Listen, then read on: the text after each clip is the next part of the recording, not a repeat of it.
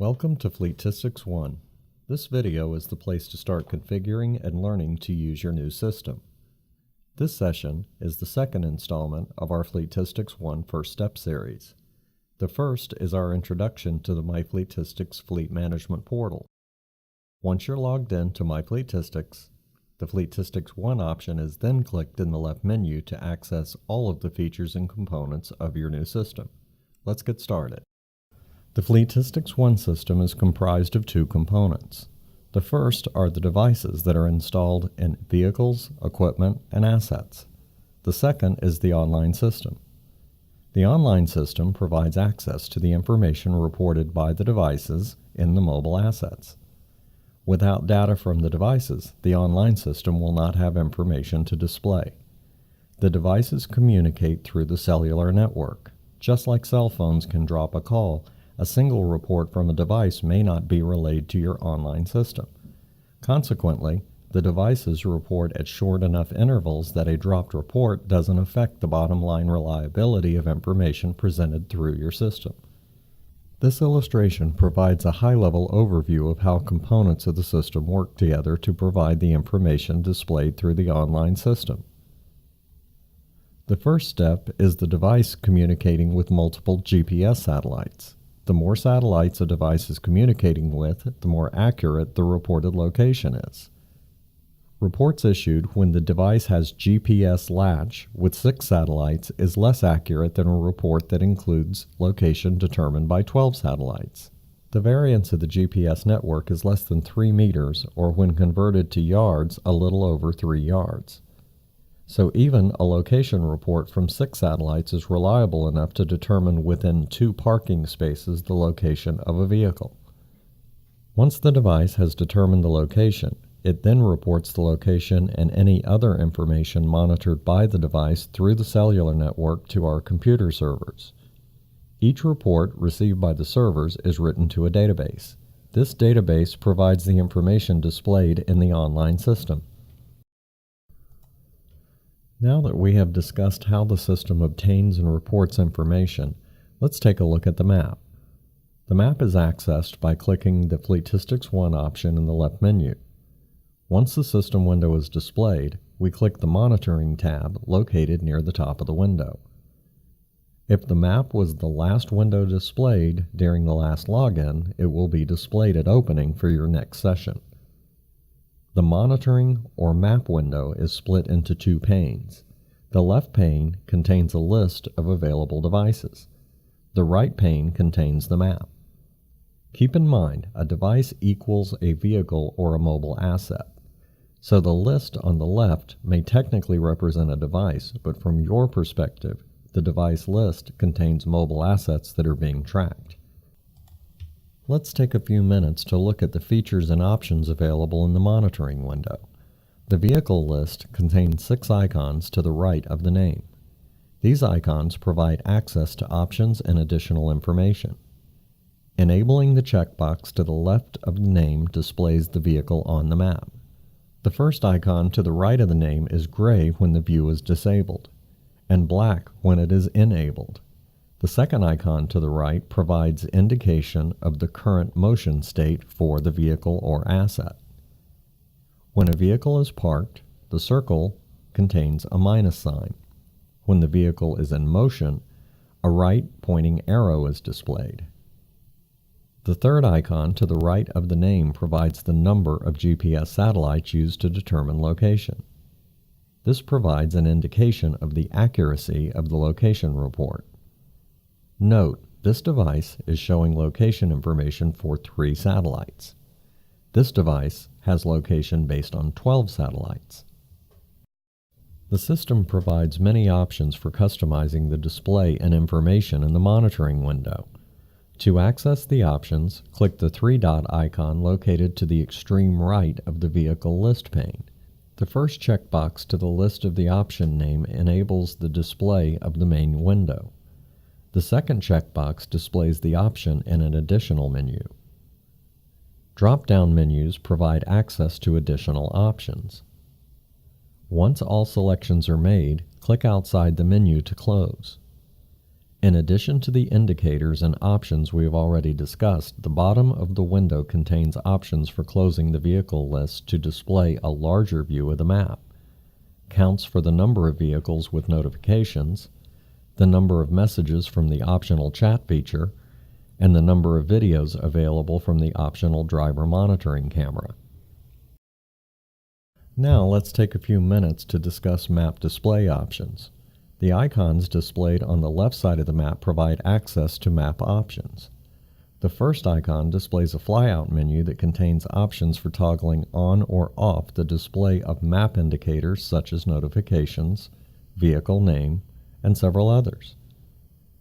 Click the icon once to enable or disable the display of a feature. Click again to reverse the previous selection.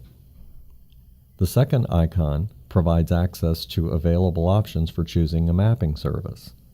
The WebGIS and Bing Oblique options display road maps. The Bing Aerial and Bing Hybrid options provide satellite views of the displayed region. Toggling the checkbox to the left of the Bing Traffic option toggles on or off the display of traffic on the map. Finally, the plus and minus icons provide the ability to increase or decrease the map size. Next, let's take a look at the Tracks tab. This window provides access to the options available for viewing vehicle tracks as well as track status. The vehicle track is the path that the vehicle travels. Arrows on the track indicate the direction of travel. The system provides the ability to display multiple tracks of multiple vehicles on the map simultaneously. This allows for determining if vehicle routes overlap. The date fields provide the ability to choose tracks from different days and vehicles to display on the map simultaneously. This provides the ability to compare routes of different vehicles for overlaps to improve efficiency. To display a vehicle track on the map, choose a vehicle from the unit menu. Next, choose a date or date range or day. Finally, click the Show Track button and the track is displayed on the map. To add another vehicle, repeat these steps. To remove a track, click the red X to the right of the track listing in the lower portion of the pane. Additionally, icons in this area allow for displaying events on the map such as fuel thefts, overspeed limit driving, fuel fillings, parkings, and stops. The arrows on a track indicate the direction of travel. They also include dots that represent the report points. Each time a device reports a location, the online system displays a dot. Clicking the dot displays a pop-up that contains vehicle name, the location of the report point, vehicle speed, elevation, location coordinates, and the number of satellites used to obtain the location position. The Reports tab provides access to the default system reports as well as reports you have customized and saved. Report templates are accessed in the lower pane of the window. To run a report, select the report name from the template menu. Then, select a vehicle or vehicle group from the object menu. Finally, specify the time period to include by clicking one of the preset buttons that include today, yesterday, week, or month. Alternately, choose a start and end date range from the fields provided. Finally, click the Execute button and the report details are displayed under the map. To save the report in PDF, Excel, or CSV file, click the appropriate icon above the report. To print the report, click the Printer button. To close the map and display the report full screen, click this icon. Your new system offers the ability to customize reports. For specifics on customizing reports, please see our video on customizing reports in FleetisticsONE. Geofences provide the ability to use a location as the basis of a notification. In other words, drawing a geofence around a location provides the ability to receive notifications based on a vehicle's location in relation to the geofence. For example, if a geofence is created around a location, a notification can be sent when a vehicle enters, leaves, operates outside of, or inside of the geofence. This feature can be used to track when vehicles leave or arrive at a location each morning. Another example is creating geofences around customer locations. This can provide record or notifications when a vehicle arrives and departs the location, as well as how long the vehicle was stopped inside the geofence. In this example, we will create a geofence around a location, allowing excess space around the location to allow for areas the driver may park that is not actually at the address. To start, click the New button to begin drawing the geozone. Double-click the left mouse button on a PC and the mouse button on a Mac to begin drawing. Reposition the mouse and double-click to create a new point. Repeat these steps until the geofence encompasses the desired location. Double-click the starting point to terminate the draw. Once the geofence is complete, enter a name for the geofence. Specify the size of the outline. Enter a description of geozone use in the description field. Choose an icon to represent the geofence by clicking the icon library. Choose a display color for the geofence on the map. Finally, click the Save button. It is usually easier to draw a geofence in aerial map view. The display of the satellite image of the area provides many more points of reference for accuracy in drawing the geofence. Notifications provide the ability to receive an email, text message, or on-screen pop-up when a specified situation occurs. For example, when used in conjunction with a geofence, the system can provide a notification when a vehicle enters, exits, operates inside of, or outside of a geofence. Situations the system can provide notifications for include vehicle speed, man down alarm, and this feature does require optional equipment to function, device connection loss, arrival or departure from an address, when a vehicle is fueled, as long as the vehicle provides support for fuel level monitoring, driver, maintenance due, vehicle sensor value, excess idling, excess device reporting, fuel theft, or passenger alarm. In this example, we will create a notification for excessive speed. To begin, click the New button. Choose the resource the notification is to be associated with. In this example, we will choose the vehicle group for our demo account.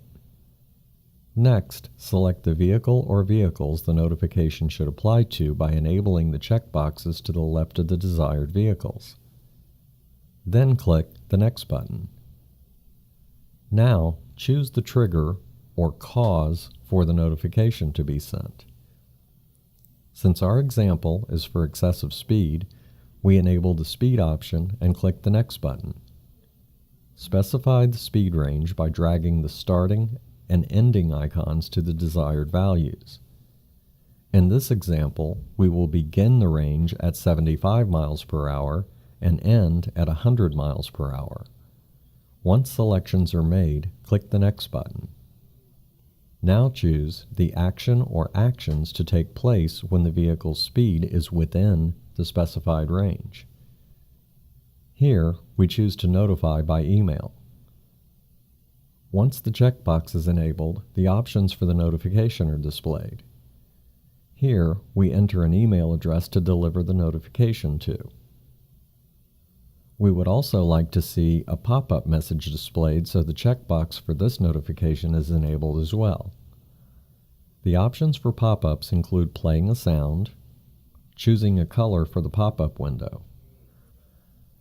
Once these options are set, click the Next button. Next, we specify the content of the email using variables and static text. Static text is text that remains the same no matter which vehicle or asset triggers the notification. A variable is the text that changes based on the vehicle that triggers the alert. By default, the system uses the unit variable to insert the device or vehicle name followed by static text. For example, the default notification will read DA-2060-F150 violated speed limitations at 2/5/2008, 11:01 a.m. It moved with a speed of 81 miles per hour near 10520 West Fletcher Avenue. Once the notification text is specified, click the Next button. Finally, we will specify the final notification behaviors by making selections from the drop-down menus, enabling radio buttons, and making entries into the text fields. Once all selections and entries are made, the OK button is clicked. For a more in-depth look at notifications, their options, and suggestions for using, please see our video titled FleetisticsONE, Getting the Most Out of Notifications. As with most systems, additional users can be created to provide system access for additional people. To create a new user, click the New button and a window is displayed containing the options for the new user. Enter a name and password for the new user. If the user is permitted to send text messages through the system, enable the Can Send SMS option. Next, click the Access tab near the top of the window to display permission options. Here, click the units the new user should have access to. Multiple units are selected by holding down the Control key while the unit is clicked. Once all units are selected, enable the checkbox located beside the permission options in the Item ACL portion of the window. Next, click the Advanced tab and enter the user's email address. A valid email address is required in order to receive notifications and other communication from the system. After these entries and selections are made, click the OK button to finalize. For a more in-depth look at users and their options, please see our video titled FleetisticsONE, an Administrator's Guide. The Units tab provides access to the options available for devices and vehicles. New devices are added to your system before they are shipped. It is recommended that units be renamed upon receipt to a name appropriate for your fleet. For example, if vehicles are numbered, use the vehicle number as the name. If a vehicle is referred to by the driver's name, use the driver's name. The goal is to use a name that is commonly known within your organization. This is the name that is displayed on reports and on the map. Next, click the Icon tab and select an icon to represent the vehicle on the map. Next, click the Profile tab to store vehicle-specific information such as make, model, and engine. Once entries and selections are made, click the OK button. The unit contains more options than those discussed here. The goal of this video is to provide the basic knowledge needed to begin using your system. For an in-depth look at unit options, see our FleetisticsONE Managing Units video. Finally, let's take a look at user settings. These are accessed by clicking your username in the upper right corner and selecting User Settings from the menu. These settings allow each user to customize their own experience through choosing a language, time zone, date and time formats, and measurement system. These options are specified by making selections from drop-down menus, enabling or disabling checkboxes. The options are generally self-explanatory and allow a high level of individual user customizations. Once all selection entries are made, click the OK button to commit the changes. This concludes our introduction to FleetisticsONE. This video is intended as a quick overview to jumpstart users new to the system. New users are highly encouraged to watch our targeted videos for more in-depth understanding of your new system. We also offer a more structured approach to learning through our learning management system. Classes include a video, downloadable quick study guide, and an optional quiz to demonstrate your newly earned skills. Thank you for joining us.